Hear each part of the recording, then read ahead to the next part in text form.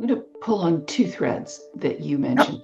One was that women still have to prove themselves, which is an interesting statement for you to make in light of the fact that we are in 2026. And the other is that women don't always support other women, even though they pay lip service, the reality is different. So, talk to me about those two things a little bit more. I think, when you think about where we started and the fact we couldn't even vote, I think there's still a little bit of an extra step. But you need to bring in the value that women bring, which is a different perspective. Their emotional quota is higher. They always bring in kind of a 360-degree view. I call it 3D rather than 2D. And I think most men want to talk strategy, finance, top line. They don't want to necessarily always talk about how do we do it, who's going to do it, and the implementation side of things, which is where things crumble. Women bring that value where they see things at a different level.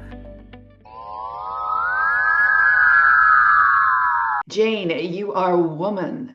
And I say that in the full meaning of woman, industry leader, mother, wife, daughter, all of the things that are encompassed in that word, which is to me such an important word nowadays, more so than ever. But I'm also very disappointed in what I'm seeing. So I'm going to throw something at you. I've received so many releases from various travel industry groups saying women are empowering travel, women are the future of travel, a lot of words, a lot of power words.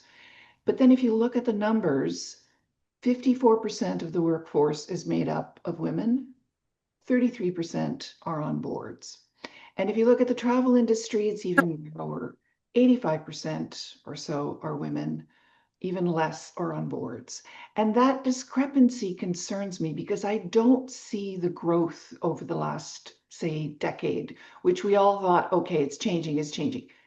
It's not changing. So talk to me about how you see that. Sure. Well, I actually disagree. I think it is changing.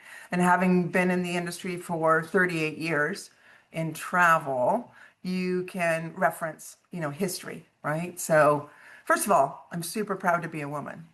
And I am super proud that women continue to accomplish so much and that we can look at our progress. And although you're measuring it by boards, it is measurable when you look at the difference between 30 years ago and now. Okay. And let me just tell you a little side story. Yeah. So when I was at Ryder Travel, where our office was on King Street, and Mark Ryder would say, "Jane, let's go." And I'd get my stilettos on or whatever heels I had, and I would march down to Bay Street. We would go into one of these beautiful buildings, up the escalator and or elevator, and we would walk into a boardroom with artwork that was almost like you were at a gallery. And in that room was 8, 10, sometimes 12 men.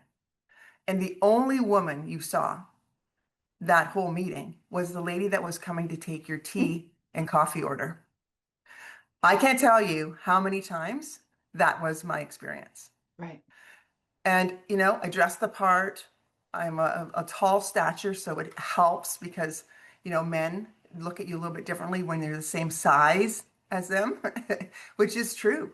Yeah. But those were the moments to me that I remember for probably 5 to 10 years. That was my experience in the corporate genre. Like we just didn't have a lot of females around that table. Right. But what has changed is, I'm not in corporate anymore, but what has changed even when I was at WestJet and going into those rooms for corporate travel, there are always women in that room. Always. So I'm glad you're challenging me. This is the whole point of these conversations to hear from people like Yeah. yourself. What I will tell you about my experience in organizing this series is I wanted to have a woman from various areas of the industry, right? Retail, airline, tour operator, supplier, etc. Now, on the airline side, No. it's difficult. Aviation is like a red circle. You have to almost Yeah, circle that one. yeah. Aviation is tough. Retail, yes, Hmm. a lot of women. You know, the women that I tend to deal with tend to be the ones who are owners of their own retail agency or Yeah. someone like yourself. But the owners of the chains or the CEOs of the various consortia still tend to be males. So that's where I'm saying, yes, it's almost like the feeling I get is, yes, it's just not quite there. We just you can't quite get to the top. Stay where you are. Do you relate to that? Yes, I relate to that, but I think it's just a matter of time. So Okay. if you think about it in tranches or phases, it's just a matter of time till the women start to take over.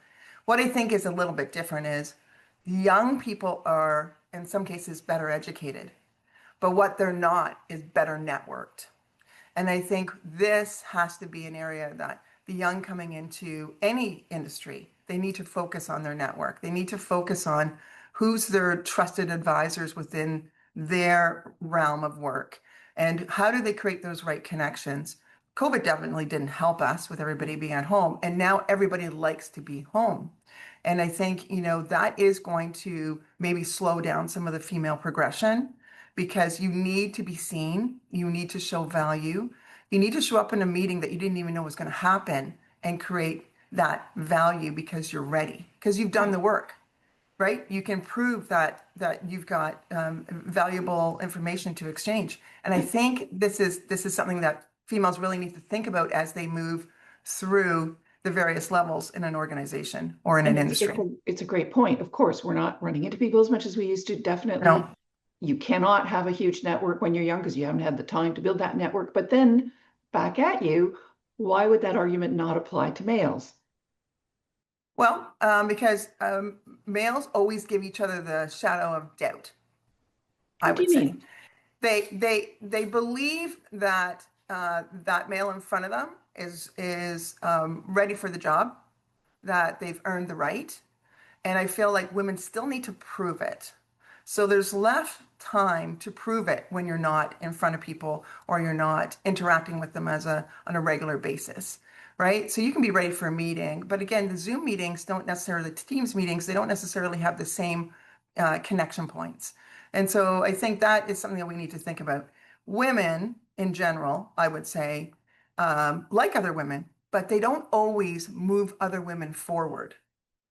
And I think this has been one of my things I've talked about for a very, very long time. In my career, before the Mazas, I reported to only 3 women out of 16 different leaders, right? So I didn't have a lot of women leadership that I was looking up to and learning from.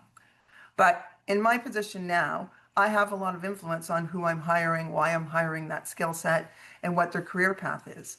And I think it's really important that we look at supporting each other and we look at, given the fact that their skill set meets the job requirements, of course, but that we start to support each other a little bit more and we create a bit of a network that allows them to learn from, the journey that we've been on. We've already climbed a lot of hills, and so share those moments with people below you that aspirationally want more.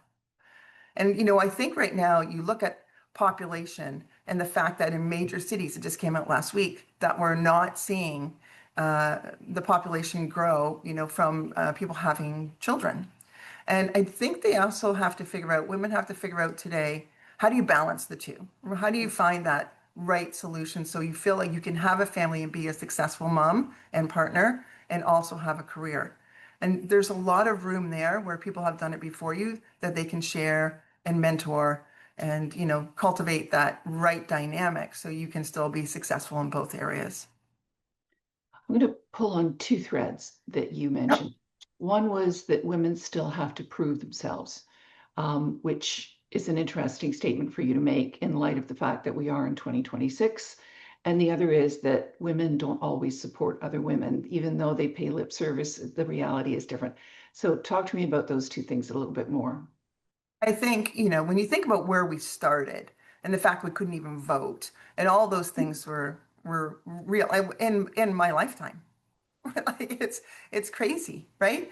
But if you think about that, I think there's still a little bit of an extra step that women have to take when you're dealing with men who have been in different positions and maybe have a little bit different experience. But you need to bring in the value that women bring, which is a different perspective. Their emotional quota is higher. We know this, right? They always bring in kind of a 360-degree view, right? I call it 3D rather than 2D. And I think most men want to talk strategy, finance, top line. They don't want to necessarily always talk about how do we do it, who's going to do it, and the implementation side of things, which is where things crumble. Women bring that value where they see things at a different level, I believe, and they look at it in its applied state. And I think that's really, really important that we start understanding the value of what they bring into the equation and bring them in, not because you have a diversity quota, not because of that, but because they truly bring a different dimension to whatever you're talking about around the table. So that's the first one. Second thread Second is thread is why we women don't always support other women. And not I always. not always, I think it's because there's a finite amount of spots and there's a sense of competition. Would you agree with that? Yeah, and I think there's women like when I was, around the table in Calgary, there was only two women most of the meetings, marketing and myself, and maybe one other for communications or HR. But I think we're still trying to prove who we are to the men. So we're leaving each other a little bit behind. So we're in each other's shadows a little bit rather than saying, listen, what can we do together? And men have a natural tendency to create a bit of a network. It's just because it's always been there. What I would say though, that has advanced significantly is when women are in the room, I find, especially in travel, the men are leaning on those women.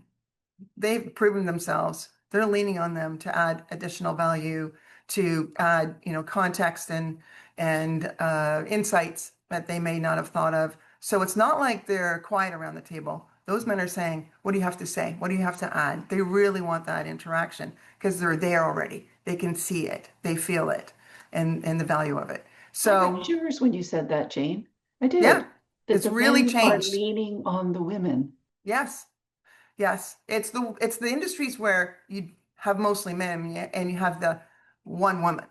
Those are tough industries, and aviation is one of those Yeah. that's tough. I think you're right in the senior levels, right? And again, typically it's an HR people person type role. You'll see a female or communications, but not necessarily all the other roles. But I think that's an anomaly now in travel, I would Yeah. say. Everywhere else. You see strong females, but you can't be shrinking violet. You have to say what you want to say, and Mhm. you have to have done the work. And that's the other thing I would point out to anybody that's aspirationally looking for more in their career. Do the work, right? Lean in on people within your network and other females that have done it before you, but you need to do the work and you need to show up every day ready for that question that you didn't expect. In your personal life, Jane, Yeah. your own relationship, you were married in an era which was well beyond the June Cleaver. You raised your sons while having a career. And what I want to ask you is, do you see a change in your boys who are now men, grown men? Do you see a difference in how they approach the women in their lives, even from Oh, your generation to theirs? yeah. I'm a Taurus. And both my boys that are one's married and one's ready to be married, they are dating Tauruses or married a Taurus. We're all born the same week, which is pretty incredible. So they're definitely leaning into strong figures, right? With opinions, with their own personal aspirations and drive. But it complements them because they're also guys that have their own opinions, but it works because they saw it work within our family. So that was a good thing. And I have a daughter as well. I think you know that. And she hasn't taken the same path, to get to where she is because we adopted her later in life. But again, she's making it on her own, and she's a very confident young lady, which is very important in this day and age. I would say from my past, I lost my mom when I was about 3.5, so I didn't really know my mom. I don't have hardly any memory of her at all. But my grandmothers stepped in to raise me from very early days, just out of the hospital. And those women were women with, stature, like they just stood tall. They didn't bend down to anybody. They were very kind and caring, but they knew what they wanted and they knew that how they were going to get it. And I think that's something that I always kind of lean on too, is because they were incredible women doing it when it wasn't necessarily the thing that was going on around them. And then I had an older sister, and she's also, very independent, very opinionated, and all these good things, right? Which again, she has, two boys and a husband, but when she wants to talk, everybody listens. So it's a good thing. Strong role models, big difference, Strong, makes a huge yeah, difference. strong. And on that note, Jane, I want you to take on the role of a role model, and perhaps speak out to some of the younger women out there who may not have that confidence, who maybe feel that their looks count for more than their brains. I mean, I'm making this sound very black and white. It never is. But I think when we're bombarded by imagery of, celebrities that look a certain way, dress a Yeah. certain way, it's got to have a bearing on our psyches. We're human. And yet that is not really what's going to build a career for you. So how does a young girl, differentiate and find herself in the center there? I think they have to invest in themselves, have substance, learn, continue to learn, right? I think that's very important. Also, lead with passion and compassion is what I would say. Both, right? I think it's really important that you have both sides. I would also say be inclusive and look at that opportunity for you to be a mentor to those below you. Be inclusive and look at the support network that you have. Continue to reach out to that network and learn from them and let them see you be vulnerable. I think that's one of the things that we always kind of keep tight is when you're disappointed or when someone says something you think is inappropriate. I've never been a whistleblower. Things have been said in 38 years that are inappropriate, but that's not my course of action. But I think what's interesting is you need to look at that support group and you need to make sure that you can leverage them to get yourself back and realize that you're better than that. You have more to offer than that. You've accomplished a lot and praise and reflect on those accomplishments. So there's a lot there, but I love what I'm seeing. And maybe it's ahead of corporate Canada, but what we're seeing in sport is Yes. absolutely Oh my phenomenal. God. You know, Phenomenal. as as an Phenomenal. athlete in my younger years and still a fierce competitor, um, I can't tell you how thrilled I am to see what's happening in basketball, what's happening in hockey, what's happening in soccer. I mean, every young girl has the same opportunity as the boys. Now that we have, level set, college funds in sport, all of this is what we should celebrate. These are major, Yeah. major success stories, Yeah. and I just love it. And the fact that these hockey arenas are full. They're full. Like they're actually full. They just had one here in Hamilton. It's full. I was like, look at this. I mean, prices are affordable. The whole concept is bring it down to simplicity. It's great entertainment and it's great competition. And you don't have to spend $600 to see it, right? So Yeah. honestly, I think that's